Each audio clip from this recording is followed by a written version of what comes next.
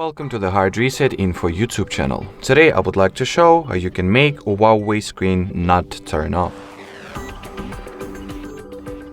So, in order to prevent the display on your HUAWEI phone from automatically going to sleep, you will need to download and install the free Caffeine app. So let's open the app gallery, type in the Caffeine query.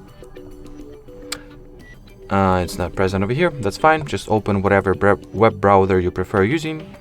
Then open the APK Pure website, here it is. Then search for the Caffeine app here. Onwards, here is the app that we were looking for. Onwards, download its APK file.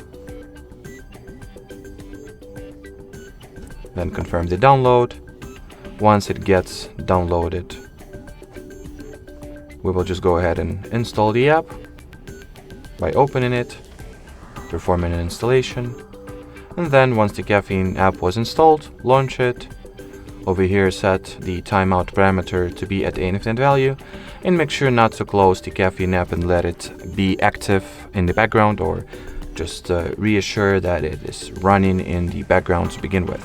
And that means that as long as you do that, your screen will not automatically turn itself off, no matter for how much time it will be in idle status.